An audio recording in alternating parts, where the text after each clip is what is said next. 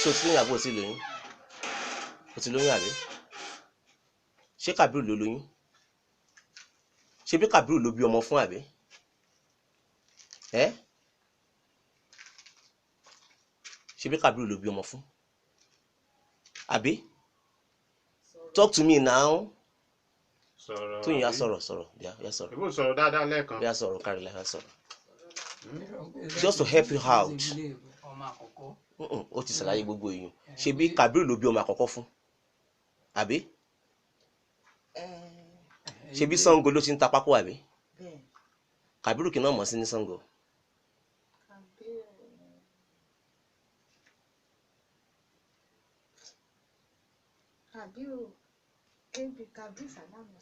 Kàbírù Salam.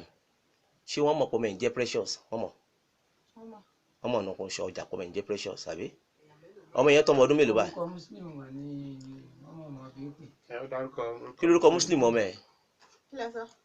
Kí lórúkọ Muslim tọmọ ẹ̀ ń jẹ́? Ibrahim. Ibrahim kọ́? Rántí wọ́n ní kì í ṣe Ibrahim.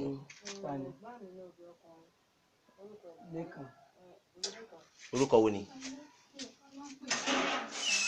Orúkọ wo ni? Orúkọ wo ló ń jẹ́?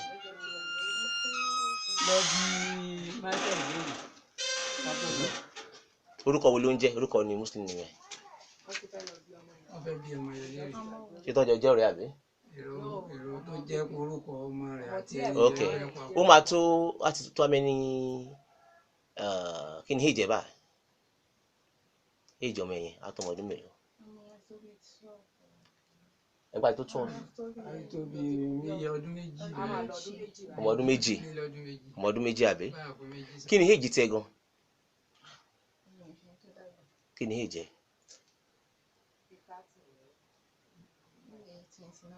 29 or 30 ní èjì àbí? Okay. But nígbà tí wàá lóyún sìn ta ló lóyún eléyìí fún?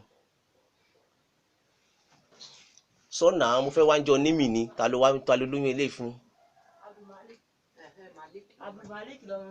Tani. Má dá ntí ẹ̀jà rí Tóyìn. Kí ló dé? Tóyìn gbọ́ tèmi. Ìṣòro ṣe bí àwọn tó ń bá ẹ sọ̀rọ̀. Tóyìn èmi ni kò wò jàre. Èmi ni kò wò. Ta ló lóyún eléyìí fún? Ta ló lóyún tó wà nù ẹ̀?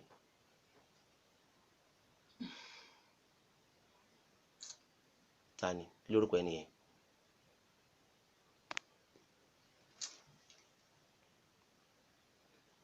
Kí lórúkọ ẹ?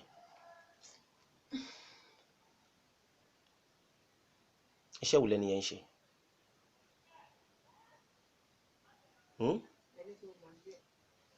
Ṣé o mọlé ẹni yẹn? Ṣé o mọlé? Ṣé o mọlé? Ṣé o mọlé? O mọlé ẹni yẹn? O mọlé ẹni yẹn? Ẹni tó fún ẹ lóyún?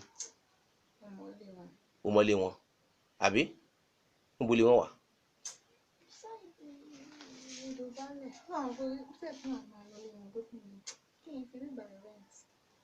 Bẹ̀t ṣé o lè mú mi lọ síbẹ̀ ṣá?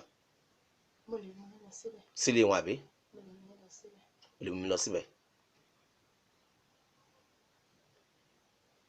Sáàdì wo níbẹ̀?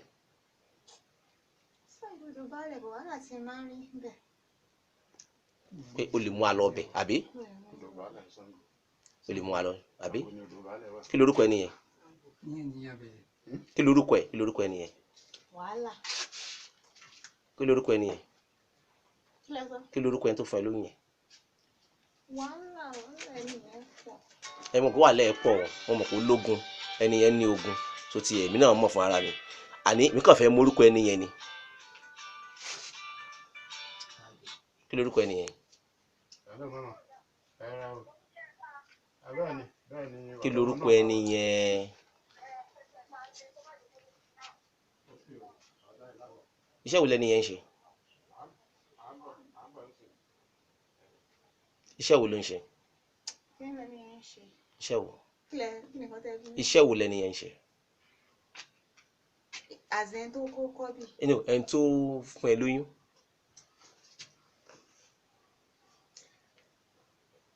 Ẹni yẹn ń ṣe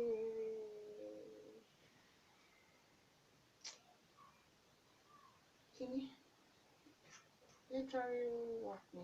irú iṣẹ́ wo irú iṣẹ́ wo ni irú iṣẹ́ wo ni Kí lẹ sọ? irú iṣẹ́ wo lẹni yẹn ń ṣe Ṣé ẹni tó fún ẹ lóyún.